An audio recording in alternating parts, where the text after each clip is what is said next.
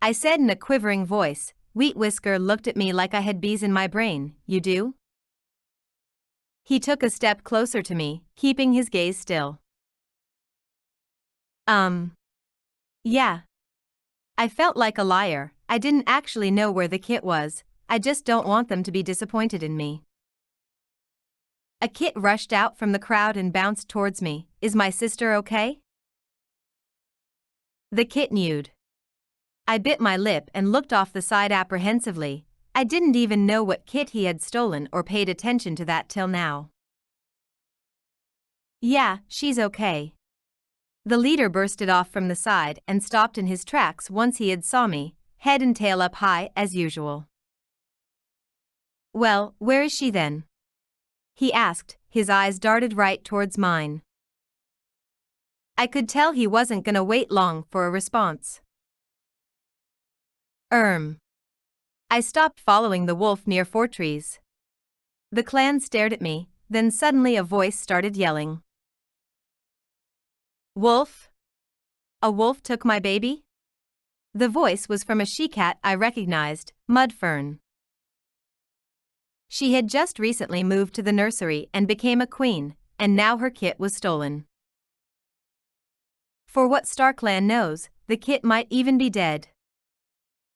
Mudfern patted over, the saddest expression marked her face. I really messed up.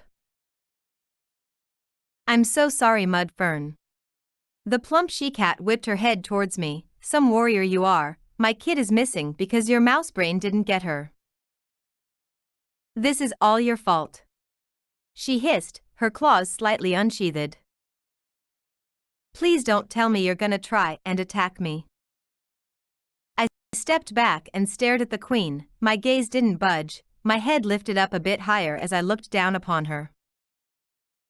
I was hoping this would be a way to scare her. It's not my fault that I didn't want to battle a wolf for your kit. Maybe, just maybe, you should have been looking after her. I shunned my head away and let my muscles rest, quietly trotting back to the den. I felt embarrassed. I could have been a bit more nicer, but what else would I have done? That foxheart expected me to risk my life for her kit that she should have been looking after. It's not my fault, it is not my fault. My thoughts screamed at me. I dug my head under the leaf bed and tried to drown out the noise, but the silence only made it worse. Please someone, save me from my own head. I grabbed my paw and unsheathed my claws, slamming them against my head. I started to sob. The tears stained my pelt and the leaves as I continued to hit myself over and over and over. I heard someone rush in and immediately stopped, but I realized that there was blood rushing from my ear. What are you doing to yourself, Stellar? Whisker yelled. He stopped at the entrance of the den and waited for my reply. What do you think? It's my fault, isn't it? That I couldn't save Mudfern's kit from a wolf? My voice started to crack and break. I rested my head back down and cried. Stellar. He muttered quietly. His voice was soft as he began to lightly walk towards me and sat down. It's nobody's fault. Mudfern is just angry because she's a new mother. Nobody expects you to fight something that's twice your size. Whisker laid next to me and licked the blood away from my wound. My tears went away as he continued to do so. It's okay, Stellar. Look, I'll get you some cobwebs and poppy seeds for Mudfern. He began to get up, but before he licked my cheek and pressed his head against mine. I love you, Stellar. He whispered before leaping up to get the herbs. My chest felt warm, and so did the rest of my body. He loves me? I repeated to myself, even though I yelled at a queen and he's a medicine cat? Maybe he didn't mean it like that. I thought again, medicine cats can't have mates, but they can still love.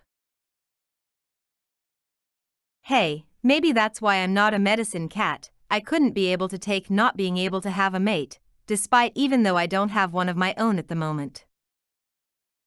I don't think I worded that right, but anyways. After what felt like moons, Wheat Whisker came back with cobwebs in his mouth and placed them on my wound. I already gave Mud Fern her seeds. She said that she's sorry for lashing out on you too. He said while lightly patting the cobwebs down, I accept her apology, tell her I'm sorry too. He chuckled a bit to himself. I flicked my ear. Why are you laughing? I mewed. She already went to bed, that's all. Oh, well, tell her that when she wakes up. He nodded too and ended his task. Wheat Whisker licked my cheek again and started to go back to his den, but then stopped. Hey, Wheat Whisker? He looked back at me. Yeah? I looked off to the side before asking my question, nervous that this might make things awkward. What's it like being a medicine cat? I mean, you can't have a mate. I mumbled. Wheat Whisker looked at me in a bit of distraught before responding, oh. He stopped for a second to recollect his thoughts. I don't feel that kind of attraction, I guess. He looked off to the side of the den, too nervous to make eye contact, I guess. What do you mean? I sat down. I didn't want to make him feel bad, and I didn't want to make things awkward. I don't know if there is really a right word for it, but I don't have those kind of feelings. Only friendly ones. He mewed before quickly trotting away. Only friendly feelings?